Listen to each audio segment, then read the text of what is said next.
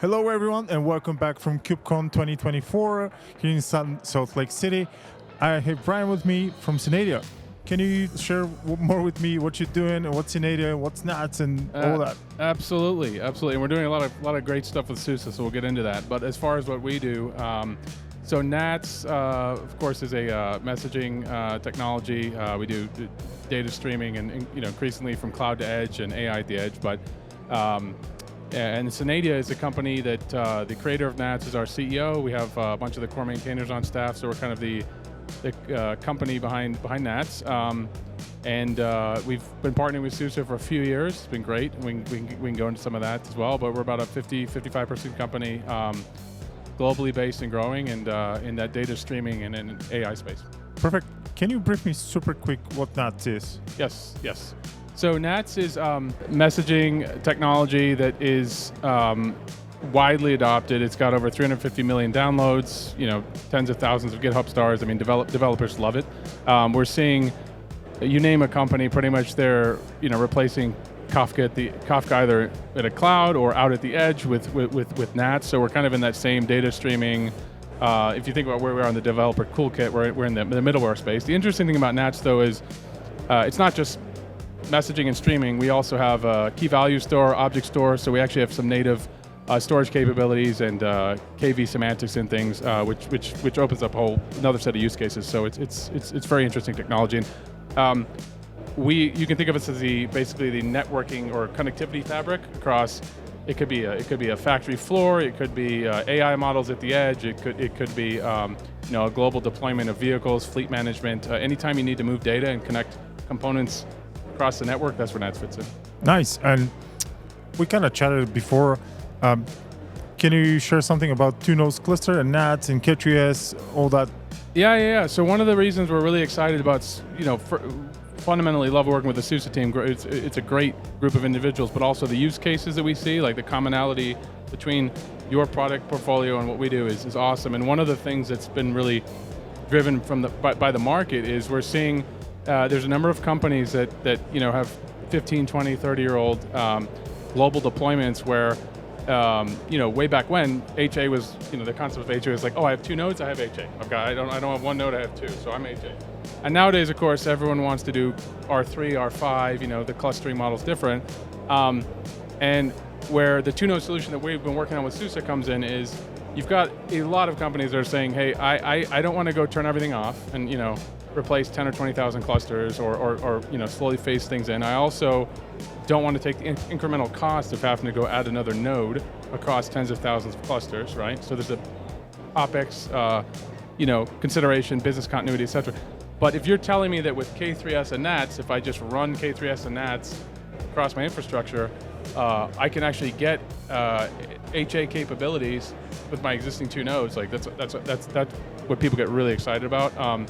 There's a lot of interest in the marketplace for that. A lot of companies have been searching for a solution there, and we've seen and we've proven between our two R&D teams and product teams that using NATS and K3s together, you can achieve that. So now we're starting to go to market together with your company, which is awesome. Great stuff. And all that kind of reminds me of something like the edge. Yeah. Can you share some more there? Yeah. Well, that's the other great thing is with what SUSE is already doing at the edge, K3s obviously, the whole concept is like, how do I run at the edge in a lighter weight, more scalable, edge-ready way than maybe traditional Kubernetes. NATS has very much the same philosophy and same characteristics at the edge. So right, like I'm not going to go run Kafka at the edge. I'm not going to go run Kubernetes full scale at the edge. K3s NATS makes a lot of sense because it's very lightweight, very embeddable. NATS is a 15 megabyte binary. A lot of the edge use cases, of course, an edge device could be really anything. It could be a sensor data in an agricultural use case. It could be a wind farm. It could be a vehicle. You don't really know the profile out at the edge or where you're going to be running. You can't make assumptions about that. So you need lightweight, highly embeddable, performant, secure by design.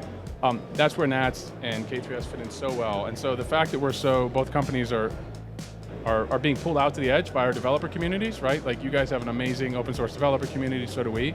Everyone's trying to go out to the edge, but they're not going to use the legacy architectures to get there, right? Like you have to use tools that are edge native. And so I think that's where SUSE being edge native, developer focused, it's a great fit as a partner, because that's kind of our North Star as well. So. Great. And all that kind of leads to my next question is AI. Yeah. Everybody talks AI. I want to talk AI with you. So yeah. How we deal with their... Yeah. So obviously you guys had some AI announcements, at KubeCon. Historically, I know you've done some very interesting work with like Acri. I hope I'm pronouncing it correct, but AKRI, Acri, however it's pronounced. But I know that team is very aware of NATS, and we've been doing some great stuff as well there. And I think the really interesting thing is, AI, what we're seeing anyways, is AI is fundamentally a data problem. It's fundamentally a problem of like, first you got to train the models, right, and store the models and train them. But then when you go out, you want to get them as close as possible to where they need to be used. So it's really a question of like, how do I push data out to the edge? And all the inferencing, right? Like there's you train it and that's fine, but then on an ongoing basis, how do I do inferencing at the edge and mass invocation, a global scale of a bunch of AI models? It's essentially, an arms race to get the answer first. And so that's where we fit in so well. We're very focused on moving data out to the edge, to the models. And you guys obviously have a great set of technologies that are focused on not only AI, but edge. So again, there's just a nice convergence between the two technologies. So we're seeing a lot of companies come to us and say, hey, we want to use NATS to do things at the edge with the data models. But we're already using, one of the SUSE technologies or one of the SUSE products, and we're seeing that more and more across our portfolio as well. All right, and the last one. Yeah. You want to share something about common customers that we have between? Yeah, there's a bunch. So first of all, I saw the Rivian truck over there at your booth. That would be one. We're both working with companies like that, which is exciting. There's also, there's a blog post actually came out a few years ago. It's on the SUSE blog, but the title of it was actually NATS and K3s. Developer stack. The developers love to use at the edge, and so they talked about Duke Power, a few other renewable energy companies. So. We have joint customers in manufacturing. We have joint customers in automotive, retail as well. You guys have obviously K3s is very ubiquitous in retail. We have a lot of large retail deployments as well. So yeah, there's already good existing validation across the two product portfolios, and that's why we're looking now to take the partnership to the next level. So it's been great. Nice. Thank you very much, Brian. Yeah. Thank you very much, everyone. See you next one in community.